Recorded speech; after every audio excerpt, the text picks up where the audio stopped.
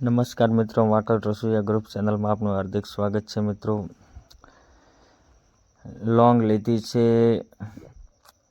દાળચીણી લીધી છે અને તમાલપત્ર, ચણાનો સબ્જી માટે, જીરું, હિંગ લીધી છે, આ કાશ્મીરી લાલ મરચાં જે વઘાર માટે તૈયાર કરી રહ્યા છે. અમે ગાય છાપ છે, મરચાં કાશ્મીરી લાલ, દેશી મરચું છે,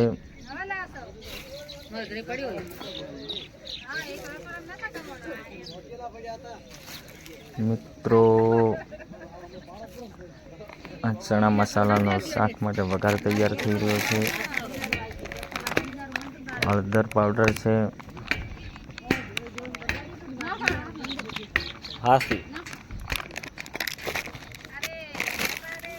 મિત્રો ટોપરા શેણનો પણ આપણે ઉપયોગ કરીશું.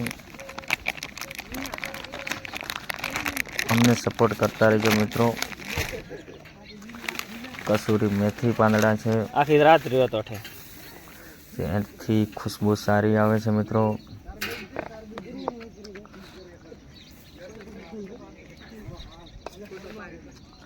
વિડીયો ઉતારો. દળેલી સિંગ છે અને મગજતરી,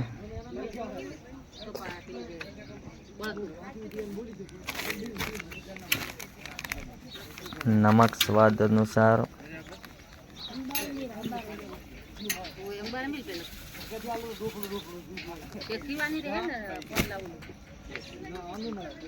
મિત્રો હવે આપણું તેલ ગરમ થઈ રહ્યું છે એટલે રાઈ નાખીશું અંદર.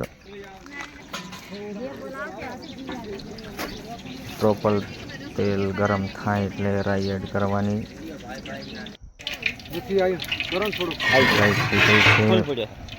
મિત્રો એક વિડીયો અમારાથી મિસ થઈ ગયો છે, જે આખા મસાલા નાખવાના હતો એ વિડીયો મેં નથી બનાવ્યો, ભૂલી ગયા હતા. એના માટે સીધો આદુ પેસ્ટનો વિડીયો આવી ગયો છે.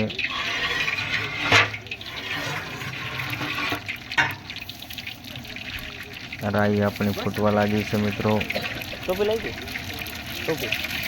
મિત્રો વિડીયો બધા અમે કટિંગ કરીને લીધા છે, પછી એપ્લિકેશન દ્વારા જોડવામાં આવ્યા છે. આદુની પેસ્ટ નાખી, મરચાંની પેસ્ટ, હવે ડુંગળીની પેસ્ટ નાખવાની છે. મિત્રો, જે ગ્રેવી મેશિંગથી કરેલી છે. ચણા મસાલા છે, 1300 માણસ માટે બને છે. મિત્રો, એટલા માટે ડુંગળીનો ઉપયોગ થોડો વધારે કર્યો છે. મિત્રો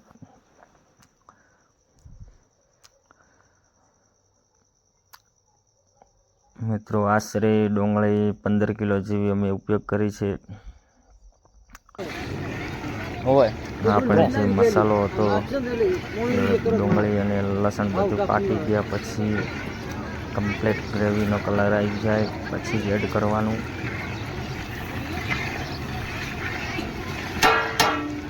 અને બરાબર મિક્સ ગ્રેવીમાં કરી દેવાનું, જેથી કરીને બરાબર ચડી જાય.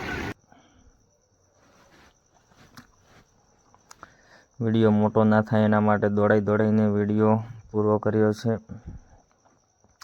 હવે બધો મસાલો પાક્યા પછી પાણી એડ કર્યું છે. ગોળ પગાઈ રહ્યો છે મીઠી દાળ હારું.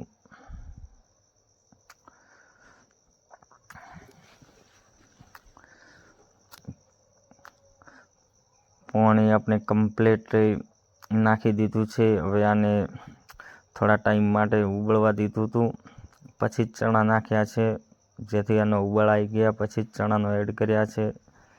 એટલે વિડીયો મેં દોડાયો છે એટલા માટે તમને માહિતી ન પડે. મિત્રો, કેવો કલર આવી ગયો ચણાનો.